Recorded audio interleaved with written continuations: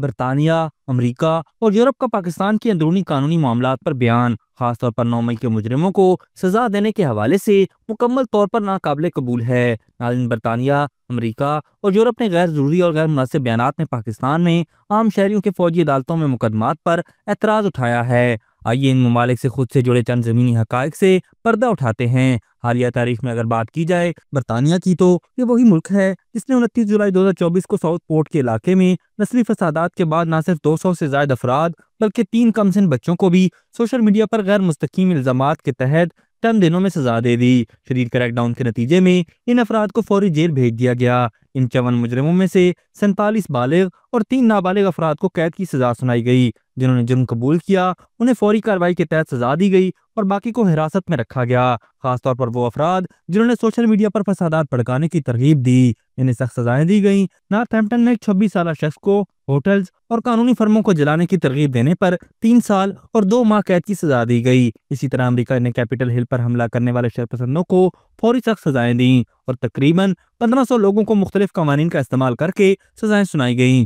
George Bush کے دور میں بھی کئی سویلینز کو گوانتانامو بے میں ملٹری ٹریبیونلز کے ذریعے سخت سزائیں دی گئیں۔ اس وقت تو کسی انسانی حقوق کے ادارے کسی دوسرے ملک نے اف تک نہیں کی۔ آج جب پاکستان ریاستی املاک پر حملہ آوروں کو سزائیں دے رہا ہے تو ان کے پیٹ میں مروڑ کیوں اٹھ رہے ہیں؟ پاکستان نے تو امریکہ اور برطانیہ کے ان سخت کریک ڈاؤن پر کوئی اعتراض نہیں کیا، بلکہ ریاستی ریٹ قائم کرنے کی ان ایکشنز کو، ان ممالک کے قوانین کی مضبوطی سے عملداری کو سراہا۔ اب برطانیہ، امریکہ اور یورپ کا پاکستان کی شفاف اور آئینی قانونی کارروائی پر اعتراض نہایت مضحکہ خیز اور غیر معقول ہے۔ 9 مئی 2023 سے 9 مئی کے مجرم انصاف کے منتظر تھے اور 1.5 سال کی تاخیر کے بعد ان مقدمات کو اختتام تک پہنچایا جا رہا ہے۔ اس بات میں کوئی شک نہیں چھوڑا گیا کہ یہ تمام ٹرائلز پاکستان کے آئین اور قانون کے مطابق ہوں۔ یہ واضح ہے کہ دنیا کے ہر ملک کے قوانین اور قانونی عمل وہاں کے زمینی حقائق کے مطابق ہوتے ہیں۔ پاکستان میں اہم شہریوں کی فوجی عدالتوں میں مقدمات کا قانونی عمل آئین کے تحت مکمل طور پر جائز ہے اور ہر دور میں یہ قانونی سلسلہ جاری رہا ہے،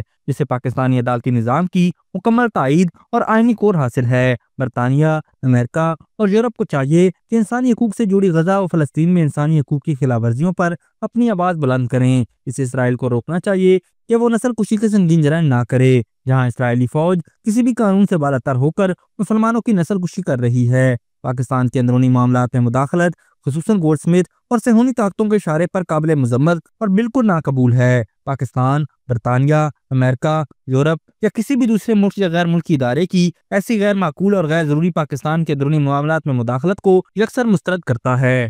ابھی تک کے لیے صرف اتنا ہی۔ مزید دلچسپ اور تازہ ترین خبروں سے آگاہ رہنے کے لیے ہمارے چینل اسلام آباد انسائیڈر کو سبسکرائب کرنا مت بھولیے، اور اگر ہماری یہ ویڈیو آپ کو اچھی لگی ہے تو اسے لائک کر دیں اور اپنی قیمتی رائے کا اظہار نیچے دیے گئے کمنٹ سیکشن میں ضرور کریں۔